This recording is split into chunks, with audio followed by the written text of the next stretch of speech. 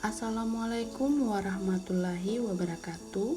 Perkenalkan, saya Vidya Konyo dari Puskesmas Bongo 2 beserta Latsar CPNS golongan 2 angkatan 2 tahun 2023 BPSDM Provinsi Gorontalo. Materi pada agenda 3 kita akan belajar tentang manajemen ASN. Manajemen ASN terdiri dari kedudukan ASN, fungsi dan tugas ASN, hak dan kewajiban ASN, serta kode etik ASN.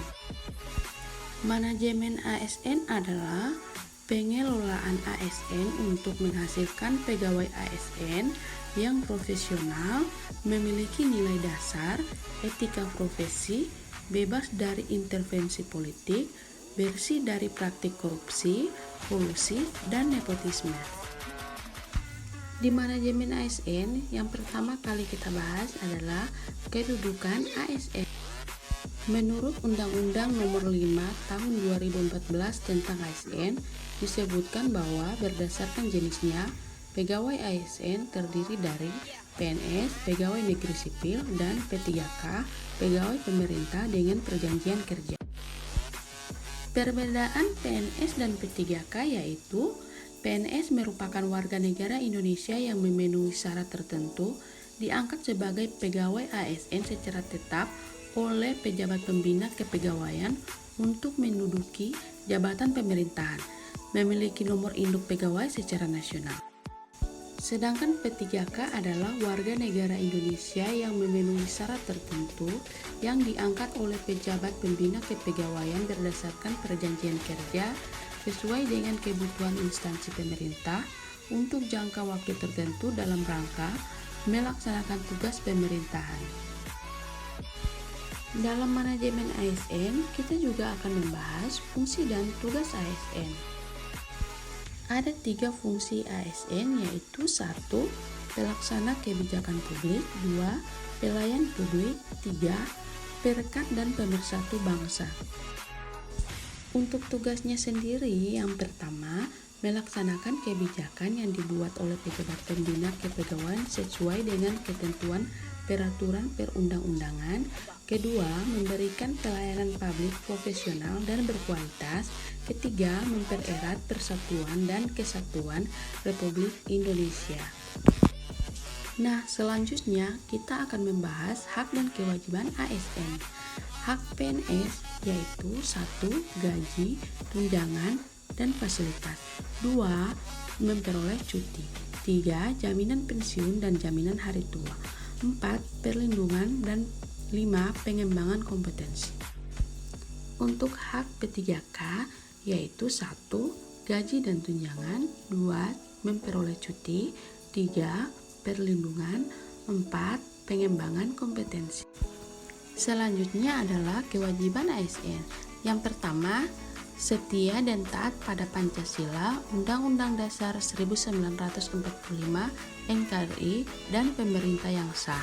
Yang kedua, menjaga persatuan dan kesatuan bangsa.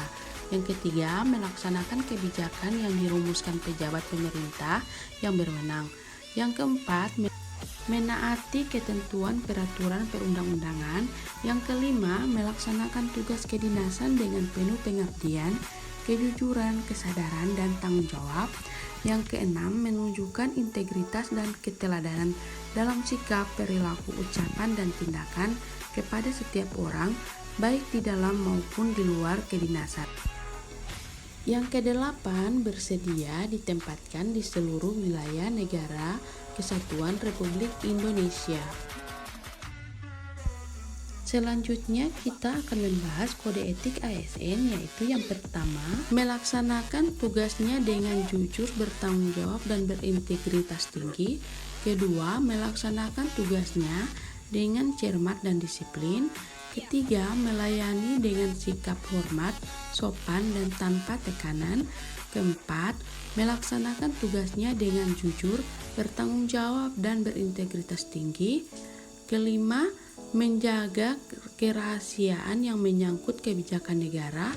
Keenam, melaksanakan tugasnya sesuai dengan perintah atasan atau pejabat yang berwenang sejauh tidak menentang dengan ketentuan peraturan perundang-undangan dan etika pemerintah. Ketujuh, menggunakan kekayaan dan barang milik negara secara bertanggung jawab, efektif, dan efisien. Kedelapan, menjaga agar tidak terjadi konflik kepentingan dalam melaksanakan tugasnya. Kesembilan, memberikan informasi secara benar dan tidak menyesatkan kepada pihak lain yang memerlukan informasi terkait kepentingan kedinasan. Kesepuluh, tidak menyalahgunakan informasi intern negara, tugas, status, kekuasaan, dan jabatannya untuk mendapatkan atau mencari keuntungan atau manfaat bagi diri sendiri atau untuk orang lain. Ke-11, memegang teguh nilai dasar ASN dan selalu menjaga reputasi integritas ASN. Ke-12, melaksanakan ketentuan peraturan perundangan mengenai disiplin pegawai ASN. Selanjutnya kita akan membahas sistem merit. Sistem merit adalah kebijakan manajemen ASN yang berdasarkan pada kualifikasi, kompetensi, dan kinerja secara adil dan wajar dengan tanpa membedakan latar belakang politik, ras, warna kulit, agama, asal-usul, jenis kelamin, status pernikahan, umur, atau kondisi kesehatan. Manfaat sistem merit bagi organisasi ada 3. Pertama, mendukung keberadaan penerapan prinsip akuntabilitas. Kedua, dapat mengarahkan SDM untuk dapat mempertanggungjawabkan tugas dan fungsinya. Ketiga, instansi pemerintah mendapatkan pegawai yang tepat dan berintegritas untuk mencapai visi dan misinya. Manfaat sistem merit bagi pegawai ada 2. Yang pertama, menjamin keadilan dan ruang keterbukaan dalam perjalanan karir seorang pegawai. Yang kedua, memiliki kesempatan yang sama untuk meningkatkan kualitas. Mekanisme pengelolaan ASN dalam manajemen ASN dibagi menjadi 14 poin, yaitu: pertama, penyusunan dan penetapan kebutuhan. Yang kedua, pengadaan. Ketiga, pangkat dan jabatan. Keempat, pengembangan karir.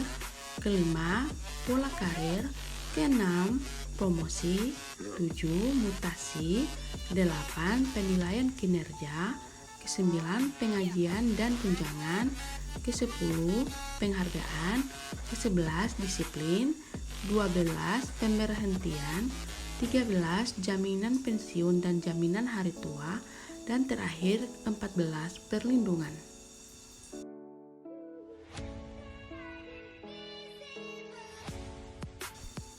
Sekian dan terima kasih dari saya. Wassalamualaikum warahmatullahi wabarakatuh.